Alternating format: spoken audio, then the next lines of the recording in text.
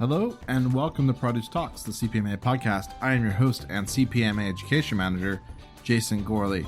I want to remind you that you can go to elearning.cpma.ca or cpma.ca and check out our webinars. We have two coming up in the month of October. The first one is Government Relations 101, and the second one is about profiting from reducing food waste. All right, before we get started, Selena is here to tell us all about this month's Fresh Health Award winner. Hi, Jason. Thanks for having me again. We're excited to announce that the dietitian Carol Harrison is our September winner of the Fresh Health Award. As one of the first Half Your Plate registered dietitians, Carol has been a champion of our message for a long time. From guest blog posts to morning television appearances and her constant social media push, Carol's always making sure that her audience knows to fill half their plate with fruits and veggies. And don't forget to check out the most recent videos we've done with Carol on halfyourplate.ca. Congrats, Carol! If you'd like to nominate someone for the Fresh Health Award, simply email me at skarkash@cpma.ca. Thanks, Selena. On this month's podcast, we have part 2 of our conversation on the globalization of produce with Rick Dachman, Hans Maurer, and Masellis. Let's get right into it. So how have you seen companies across the supply chain adjust to this new business model? And one of the things I'm really curious about in the global model, is there still room for small or startup companies? Quite two separate questions from my point of view. So if I look at it from a global point of view, the New Zealand example that first comes to mind is Zespri. So Zespri is the New Zealand sole exporter of kiwi fruit, and it's an area where New Zealand definitely boxes above its weight in terms of global supply. So given that the content of the cooperative changed some years ago from being a commodity supplier to wanting to become a brand marketer, once they had built up a level of brand equity that was of significance, they've turned around and said, well, what we don't need to do is actually have this brand equity sitting dormant for the time when New Zealand doesn't produce. So what could we do? Well, we could go and start growing in Italy, we could start growing in France, we could start growing in Spain or the US or wherever, in order to make sure that our customers have got Zespri kiwi fruit in front of their nose whenever they want to, 12 months of the year. The second part of your question, is there room for smaller players? There is always room for comparative advantage through innovation, because the competition that occurs at retail and at marketing level will look for new products. I mean, what did I see, for example, at your conference in May? I hadn't seen sun-kissed zebra lemons. So it's possible within a existing brand to introduce niche products. And the second thing really is that the value chain cherishes new product innovation coming from smaller producers, because they are not as set in the way as the established marketers, and therefore there's an ability to form different partnerships or unique relationships. Where that is driven a lot from retail outlets who are either working on a cooperative basis as opposed to corporate supermarket chains, or the new models like Amazon Fresh, etc., who are looking for different products so that they can differentiate their offering. When we start talking about globalization and importing and exporting, where there are many, many players that are involved, and it goes all the way, obviously, from the grower to the transporter to, how does the product get to other countries. Then we have import agencies that we need to work with, and we have border warehouses that we need to work with, shipping containers, etc. I was just recently down in McAllen, or actually on the other side of the border, met 3 or 4 small business folks that run the importing fees, as well as some of the other regulations that need to be done in order to get the product across to the States. It sounds easy to import product, but it's not. there's a lot of different phases that it goes through. So I think we automatically think grower, and do we need a lot of large growers?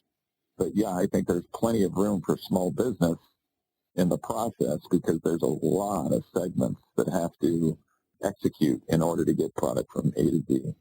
In my business, what I see is the adjustments dealing with opposite seasons, northern versus southern hemisphere, for example, and growing.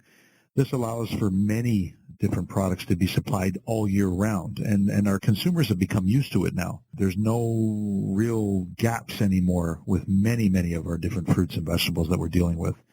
The challenges with transportation, whether it be air, ocean, rail, and truck, is the trying to maintain the price that people have become accustomed to, and they don't like the fluctuations in price. So each of these different facets of transportation adds different distribution costs to the final price of the product.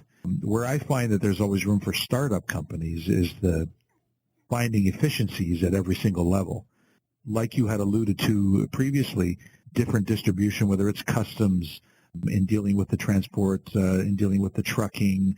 If you can find efficiencies to make that more streamlined, you can bring the costs down. There's always room for startup companies doing that. And also looking for unique products in procurement, because an apple is an apple is an apple, but the different varieties of apples that are grown in certain regions of around the world, these smaller startup companies that maybe find a new unique item, there is some interest for the masses to purchase that product. So I think there's room for many different companies to go out there and look for that new unique item and bring it to market at a fair, reasonable price and introduce a brand new product. Does global logistics kind of conflict with this local trend? And Rich, we'll go with you, because in terms of food service needs, do chefs care where produce comes from, or do they base their buying decisions on availability and quantity? Are those the two big drivers? I think it depends on what type of segment we're talking about. What we find is when we talk about QSR and chain restaurants, they're much less able to use local because of consistency. So they are all about where they can get the best product for the best value, whether that be Mexico or Guatemala or Chile or wherever they can get the highest quality product for the best value, best price. Where we find local coming in many times is with these single-owned or small chain restaurants that can adjust their menu, because obviously local, for the most part, is just part of the time of the year.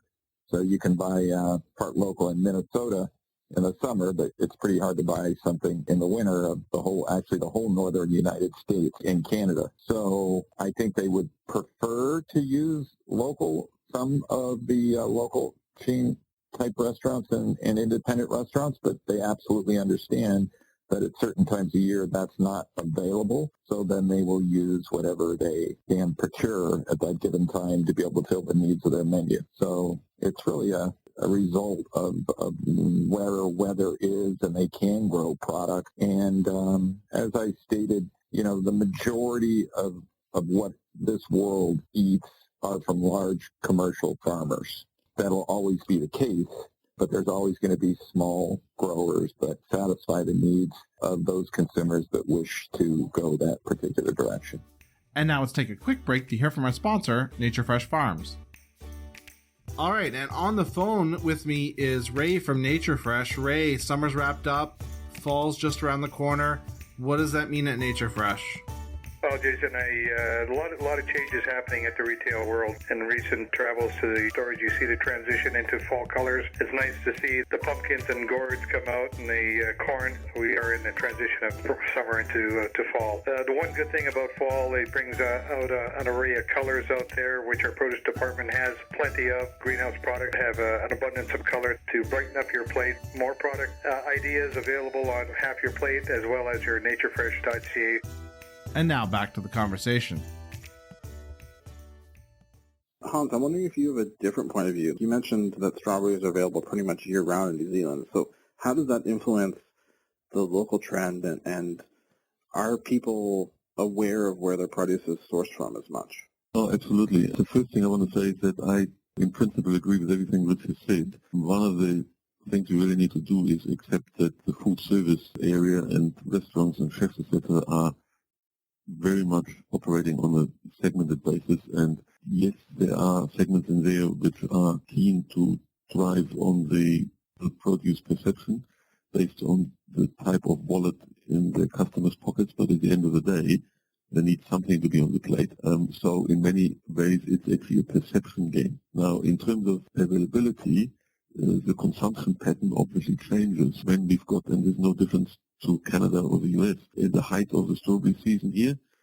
Strawberries are a snack, strawberries are a treat, strawberries are a dessert that during summer is constantly on the table and you get hit with when you walk into the store. During the off-season, it is used more sparingly, and the displays are smaller, obviously, but that consumer segment that, for whatever reason, insists on having access to strawberries during the off-season can still find them. With regards to global logistics, the conflict that I find is that the perishability factor is probably the single largest conflict, in that depending on how far it's going to travel is going to really rely on the cost. For example, blueberries in January in Canada is always conflicting with the cost of the risk of it arriving spoiled, and will we sell 250 cc's volume at $14.99? So the consumption does go down. But for that specific restaurant or chef that requires it regardless of price, they need it for that recipe, or the bakery, pastry chef who needs it, they're going to pay for it. So there's always supply there. It's at what cost?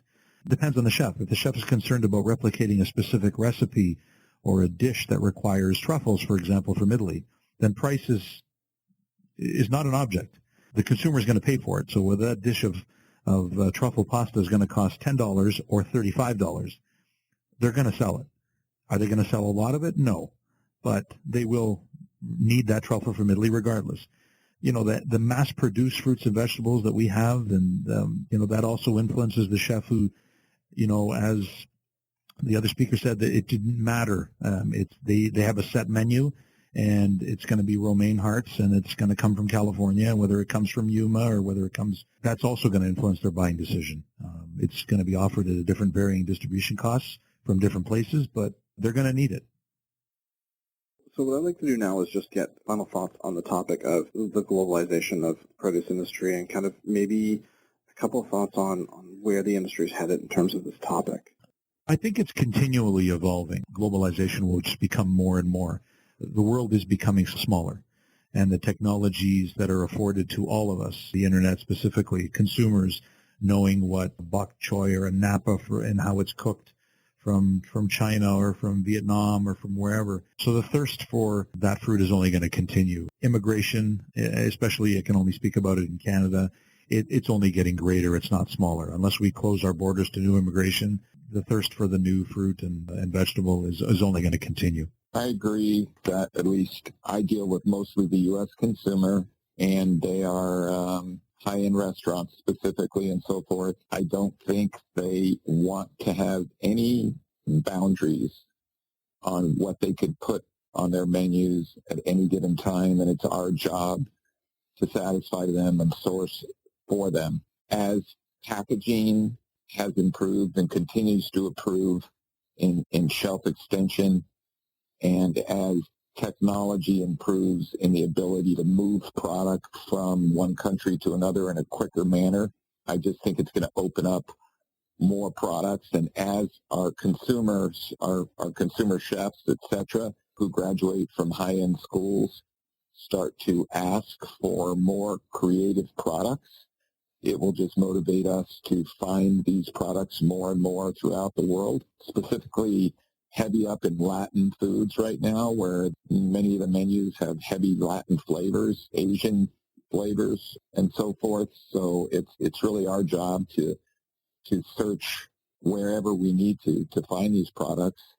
And I think 5 years from now, there could be technology invented that I have no idea what it is, that will allow us to even source products from further places. So I agree with what was said earlier, that the general products of, broccoli, cauliflower, lettuce, and everything, for us, will continue to be domestic. It's more exotic products as well as fruits and some vegetables that we have to import from countries around us. So I definitely see it increasing. A couple of thoughts. The first one is that the produce trade, global produce trade, is the second oldest profession in the world. If you go back to the old Phoenicians sort of shipping olives in amphoras around the Mediterranean at the time of Julius Caesar and all the way up into what is today the UK, that was their global world. The rest of the world they hadn't discovered. We are, as mankind, always going to push the boundaries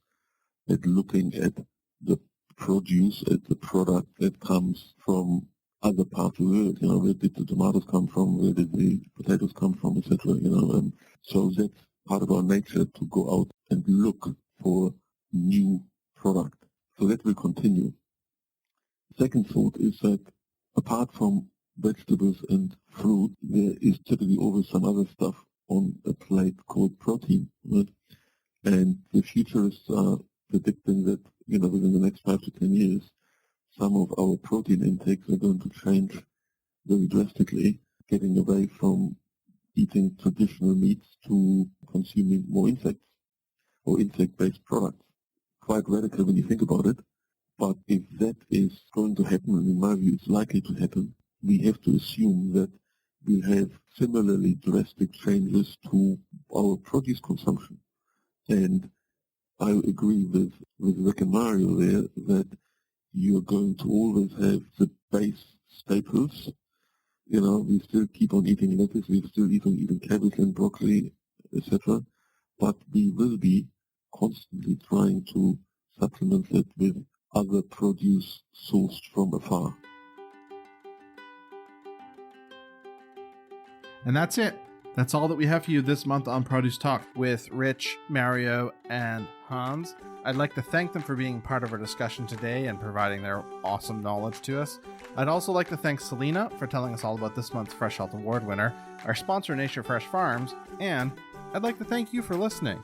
Subscribe, rate, and review us on iTunes or other podcast catchers. If we are not on your favorite, let us know and we will get ourselves on there. We want to hear from you too. You can email us by emailing podcast@cpma.ca, podcast@cpma.ca. Maybe you have an idea for a show, or you just want to let us know how we're doing. Till next time, make a healthy choice. Fill half your plate with fruits and veggies.